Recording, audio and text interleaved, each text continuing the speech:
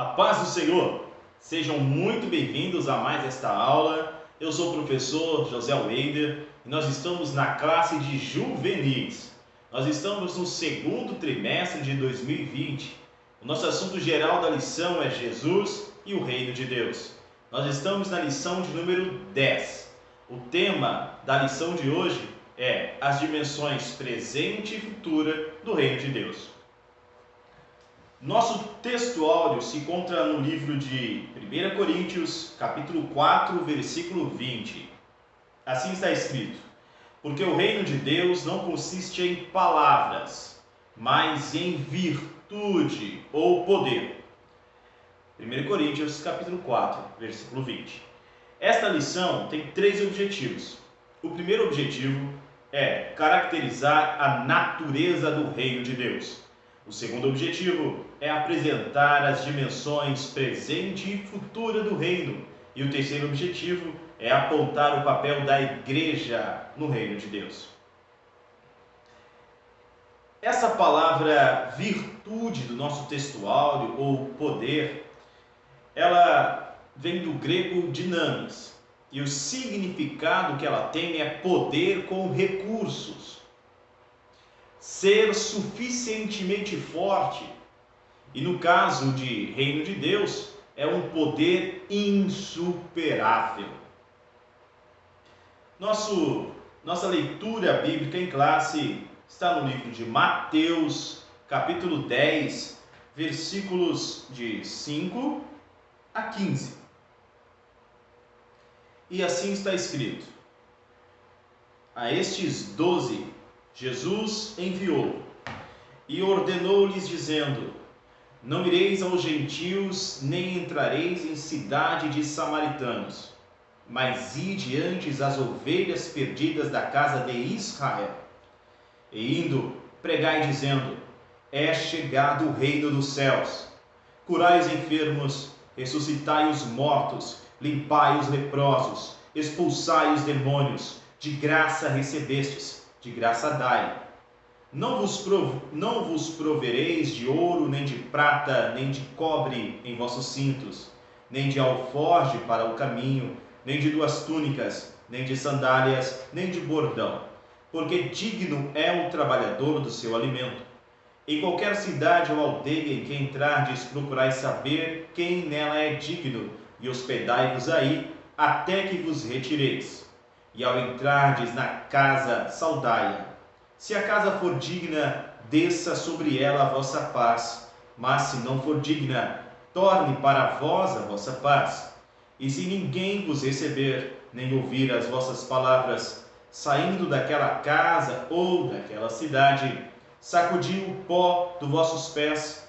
Em verdade vos digo que no dia do juízo haverá menos rigor para a terra de Sodoma e Gomorra do que para aquela cidade. Do que um reino é formado? Isso já dá início ao nosso tópico 1, que é sobre a natureza do reino de Deus. Então, o que compõe um reino? Bom, um reino é composto primeiro por um rei. No caso do rei do reino de Deus, nós temos em Apocalipse, capítulo de número 19, versículo 16. Nesse texto está escrito: no manto sobre a sua coxa tem escrito o nome: Rei dos Reis e Senhor dos Senhores. Se trata do próprio Jesus Cristo. Em segundo lugar, um reino tem uma família real. Livro de João, capítulo 1, versículo 12, vem falando sobre a família real. Lá está escrito que todos os que o receberam, ou seja, receberam Jesus Cristo, aos que creem no seu nome, deu-lhes o poder de se tornarem filhos de Deus. Nós sabemos que nem todo ser humano é um filho de Deus. São todos criaturas de Deus. Mas daí a ser um filho, uma filha de Deus, é necessário primeiro crer no nome de Jesus Cristo e o aceitar, o recebendo como seu Senhor. para assim fazer parte do reino de Deus. Em terceiro lugar, um reino tem súditos. Salmo 103, verso de 20 a 22. Os irmãos podem ler em suas Bíblias aí em casa. Quarto lugar, um reino tem leis, tem uma constituição, e no nosso caso é a Bíblia Sagrada. E em quinto lugar, um reino tem um território. No livro de Lucas, capítulo 19, versículos 12 e 13, Jesus vai contar nesta parábola sobre um homem nobre, que ele sai de sua terra para uma terra distante, para um outro país, para ser coroado rei naquele outro país, ou para tomar posse daquele outro país, daquele outro território. E então ele retornará novamente. Essa parábola ela vai tratando desde a primeira vinda de Cristo, porque foi necessário que ele viesse e se entregasse por nós na cruz do Calvário, e ele tomou o domínio. Ele diz: é-me dado todo o poder, toda a autoridade nos céus e na terra. Ele ressuscita, toma o domínio de tudo, todo o poder, e então ele sobe aos céus, e ele retornará em uma segunda vinda com majestade, com glória, como Rei dos Reis e Senhor dos Senhores. Por fim, nós temos o reino de Deus. Essa expressão, o reino de Deus, não é referente a um lugar, não é referente a um local geográfico posicionado na terra ou no céu. Não. Reino de Deus não se refere ao planeta Terra. Também reino de Deus não se refere ao céu, terceiro céu. Não. Reino de Deus se refere ao reinado de Deus ou ao domínio de Deus. Leia comigo o livro de Salmo 103, verso 19. Salmo 103, verso 19. Assim está escrito: o Senhor estabeleceu o seu trono nos céus, e o seu reino domina sobre tudo. Então, o reino de Deus, aqui nesse texto, sendo tratado em seu sentido amplo.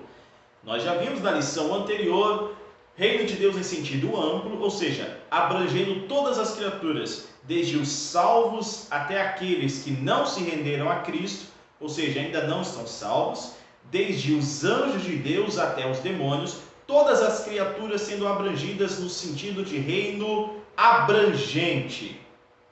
Já no sentido restrito de reino de Deus, se refere apenas aos salvos, apenas aos santos. Quero te lembrar que a palavra santo não significa ser separado de alguém ou separado de alguma coisa. Santo significa separado para alguém, separado para algo. Então, santo, a santa, é aquele que se separou para Deus. Então, a palavra santo não significa ser perfeito. No livro de 1 Coríntios capítulo 12, não é o tema da lição de hoje, mas também vai tratar sobre o aperfeiçoamento dos santos. Então, o santo ainda não é perfeito. O santo ele está sendo aperfeiçoado, mas ele já é uma pessoa separada para Deus. Esse é um santo. A Bíblia também diz em João capítulo 8, versículo 32, que é necessário conhecer a verdade para ser liberto. Conhecereis a verdade e a verdade vos libertará. Eu trouxe isso por quê? Porque nós vamos ter uma pergunta aqui na nossa lição sobre o que é necessário para fazer então parte do reino de Deus. Como fazer parte do reino de Deus? Primeiro, tem que conhecer a verdade. Conhecereis a verdade e a verdade vos libertará. Tudo no mundo, tudo físico, tudo que existe, ele veio através de uma ideia. Então, tudo antes em seu primeiro estado era apenas um impulso de pensamento, era uma ideia. Os computadores, o material que eu tenho aqui digital, livros, mesa, a casa onde vocês estão, o aparelho com o qual vocês estão assistindo essa aula, isso não existia antes de ser uma ideia. Até que essa ideia foi expressada em forma de palavra, se tornou perceptível. E essa palavra colocada então no mundo físico, alguém trabalhou e criou o equipamento que você tem, as coisas que nós temos ao nosso redor. Então tudo se reduz à ideia. Uma ideia, ela é a base para a criação de qualquer coisa. A Bíblia diz no livro de João, capítulo 1, versículo 1, que no princípio era a palavra. A palavra estava com Deus e a palavra era Deus. Nós já sabemos que esse texto trata de Jesus Cristo. Ele é a palavra. Por quê? Porque ele é Deus e Deus estava no reino espiritual, invisível para nós, mas ele se fez comunicável.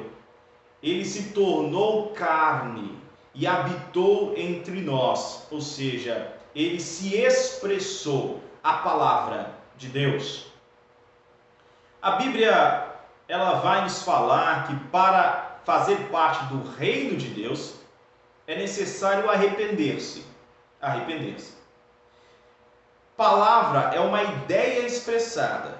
Jesus é a palavra de Deus, ou seja, ele é a expressão de Deus, do Deus Todo-Poderoso, invisível, espiritual, expresso, a palavra de Deus. Arrependimento é o que nos conduz ao reino.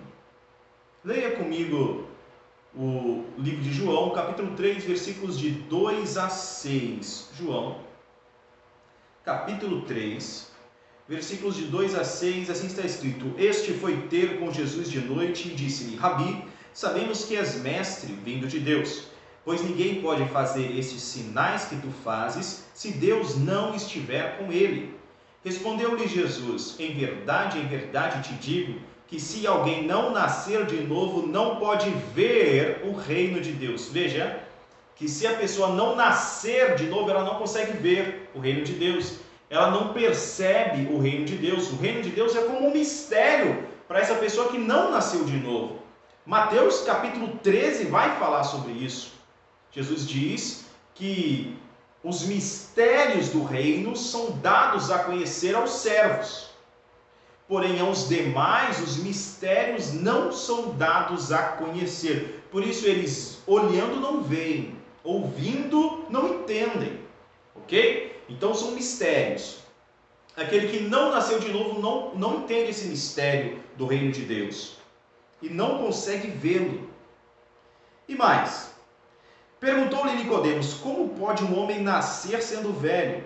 Porventura pode tornar a entrar no ventre de sua mãe e nascer? Jesus respondeu: em verdade te digo, que se alguém não nascer da água e do Espírito, não pode entrar no reino de Deus. Primeiro, não vê o reino. E agora, essa pessoa também não pode entrar no reino de Deus. Porque se ela não percebe o reino, não enxerga o reino, ela não tem condições de adentrar nesse reino. O que é nascido da carne é carne, o que é nascido do Espírito é Espírito. Para explicar isso aqui de uma forma bem rápida, eu gostaria de que os irmãos lessem também junto comigo o segundo texto, Mateus capítulo 4, versículo 17. O início da pregação de Jesus. Ele diz: desde então começou Jesus a pregar e dizer: arrependei-vos, porque é chegado o reino dos céus. Arrependimento para se entrar no reino. Essa palavra arrependei-vos, ela tem um significado de mudança de pensamento, mudança de mente, mudança de ideias. É necessário mudar de ideia, o padrão mental, para se entrar no reino de Deus. Jesus é a palavra de Deus, ou seja, Jesus é uma expressão, é como se fosse uma ideia, aquilo que não era visível, aquele espiritual, que se tornou expressão para que nós pudéssemos compreendê-lo. Então é necessário mudar de ideia no arrependimento. É necessário mudar para Jesus, colocar a mente em Cristo, ter verdadeiramente a mente de Cristo operando em si. Arrepender-se é mudar a forma de pensar. Arrependimento no hebraico é da palavra techuvá, que significa um caminho de retorno, ou um caminho para o retorno, é retornar a um estado. ok? Então é retornar para Deus. Arrependimento é deixar práticas pecaminosas. Arrependimento significa também se adequar a uma nova prática de vida para que se tenha acesso ao reino de Deus. Você é uma pessoa arrependida, então você tem novas práticas de vida, você tem uma nova forma de pensar, de enxergar a vida, de enxergar o mundo. Não é verdade? Da forma que você tinha anteriormente, antes de arrepender-se. Arrependimento não é remorso, é mudança de pensamento. Então, ao arrepender-se, essa pessoa tem sim acesso então ao reino de Deus. Ela se arrepende, aceita o senhorio de Deus, o domínio de Jesus Cristo. Lembre-se que reino de Deus é o domínio de Deus. Então, a pessoa que faz parte do reino de Deus é aquela que está sob o domínio de Deus. Ela decidiu entrar nesse domínio, ela aceitou ser uma súdita, um súdito do Senhor Deus Todo-Poderoso. Nosso tópico 2 tem o título: O Reino de Deus no Tempo Presente. A época em que Cristo veio ao mundo foi marcada por muitas injustiças, incertezas e sofrimentos. O povo judeu esperava que o seu Messias viesse como rei Davi, um guerreiro conquistador, pronto para colocar os exércitos de Israel em marcha e dominar então o exército romano, libertando Israel do poderio estrangeiro e, consequentemente, se tornando tão grande que fosse encher todo o mundo, como na visão do livro de Daniel, aquela imensa pedra que esmiuça aos pés da estátua e depois cresce e torna uma montanha e abarca o mundo inteiro. Se refere ao reinado de Cristo em seu aspecto futuro. Mas os judeus esperavam esse reinado futuro no presente. Eles esperavam que o reino viesse se mostrando de forma material, porém Jesus manifestou o reino de forma espiritual. Então agora, de forma atual, o reino de Deus se manifesta de forma invisível, de forma espiritual. O reino de Deus se manifesta dentro dos corações, dentro das pessoas. Vamos lá para a influência do reino de Deus. Livro de Mateus, capítulo 13, versículo 33. Mateus 13, 33. Vai nos trazer aqui uma parábola, a parábola do fermento. Eu gostaria de ler com os irmãos e as irmãs, os adolescentes que me escutam, os jovens. Outra parábola lhes disse: o reino dos céus é semelhante ao fermento que uma mulher tomou e misturou com 3 medidas de farinha, até ficar tudo levedado. O fermento, ele sempre é colocado em menor quantidade que a massa. Segundo aspecto, o fermento ele não é percebido na massa. Depois que ele se mistura na massa, ele se torna imperceptível. Terceiro aspecto, o fermento ele cresce com calor e pressão. E por fim, o fermento de forma silenciosa modifica toda a massa. O reino de Deus é semelhante a isso. Então os servos do reino, ou seja, os santos, aqueles que são separados para Deus, eles estão dentro da massa. Eles são pessoas que estão na política, estão no mundo dos negócios, estão no mundo da saúde, estão nas artes, estão na educação, estão presentes em todas as esferas e âmbitos da vida secular. É o reino de Deus agindo na massa. A massa vai mudando por causa da ação do reino de Deus. Quantas vezes o ambiente em que você trabalha, em que você estuda, em que você faz parte, ele se altera porque você chegou ali. Não é verdade? Às vezes eles estão falando alguma coisa que não convém e porque você chegou eles param imediatamente. Os risos param imediatamente, risos de deboche param. Estão rindo de uma piada indecente, isso para. Estão fazendo comentários que não deveriam ser falados ali, isso para. Estão maquinando algum mal para ser feito, isso para. É a influência silenciosa do reino. E por vezes você também, com certeza, tem esses testemunhos de que vê essas pessoas sendo mudadas de dentro para fora por causa da influência do reino de Deus, que é você que está presente ali. Porque Deus está agindo através de você. Aleluia! Glória a Deus pela sua vida, glória a Deus por isso. Sobre a influência do reino, nós também temos o livro de Lucas, capítulo 11, versículo 20. A influência do reino de Deus no presente de forma espiritual e atuante no reino físico. Esse texto trata sobre Jesus dizendo: se eu expulso demônios pelo dedo de Deus, é consequentemente chegado a vós o reino de Deus. O poder espiritual, a influência espiritual do reino de Deus, a influência invisível, ela pode ser sentida aqui no mundo físico. Os poderes das trevas são abalados por causa da influência do reino de Deus. Nós temos no livro de 2 Coríntios, capítulo 5, o texto que vai nos falar sobre sermos embaixadores do reino. O embaixador, ele não tem salário. Por quê? Porque ele tem à disposição dele o Banco Central da nação. É impossível ele receber salário. Ele tem à disposição todos os recursos, toda a riqueza da nação. Nós somos embaixadores do céu. Você é embaixador ou embaixatriz do céu. Tem à sua disposição todos os tesouros do céu.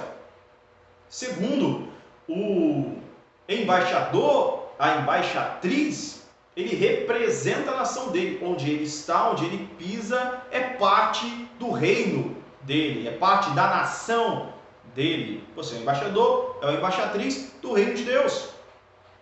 O embaixador do reino de Deus, ele também tem à sua disposição uma segurança, que é a segurança do reino.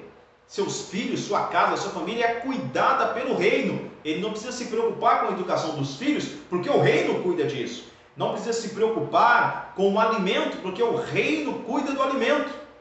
Enfim, o embaixador, ele tem por detrás de si toda uma estrutura nacional que o ampara. No nosso caso, nós temos o próprio céu nos aparando o próprio Deus. O reino de Deus no seu aspecto futuro, Lucas capítulo 22, versículo 18, Jesus diz que não voltará a provar daquele suco da vide até que o venha beber no reino de Deus. Aspecto futuro do reino. Mateus 24, 30 vai falar sobre esse aspecto futuro do reino de Deus. Mateus capítulo 24, versículo 30. Assim está escrito: então aparecerá no céu o sinal do Filho do Homem, e todas as tribos da terra se lamentarão e verão vir o Filho do Homem sobre as nuvens do céu com poder e grande glória. Esse é o aspecto futuro. É quando Jesus retorna agora de forma visível para estabelecer na terra o reino de Deus de forma ampla. Nós estamos falando do estabelecimento do milênio, período milenal, onde Cristo reinará na terra durante 1000 anos. Depois desse período, o reino permanece de forma eterna. Nós já estamos falando agora do reino também em seu aspecto na Nova Jerusalém. Nós temos isso aí em Apocalipse, capítulo 21, versículos de 1 a 7. Depois vocês podem ler esse texto. E por fim, a igreja é uma expressão atual do reino de Deus. A igreja apresenta-se como uma espécie de território do governo espiritual de Cristo e é formada pelos cristãos que foram libertos dos poderes do inimigo de nossas vidas. A igreja é uma expressão atual do reino de Deus na medida em que cada crente se permite ser guiado pelo Espírito Santo nos mínimos detalhes da sua vida. Sejamos a todo tempo sal da terra e luz do mundo. E eu quero te convidar a, como embaixador, embaixadora do reino de Deus, levar a mensagem que é de interesse do nosso reino. Jesus está voltando e o reino de Deus está próximo. Deus te abençoe. Te espero então na nossa próxima aula, no nosso domingo que vem, O nosso assunto será a ética do reino de Deus. Deus fique com você, com a sua casa, te proteja e até a próxima.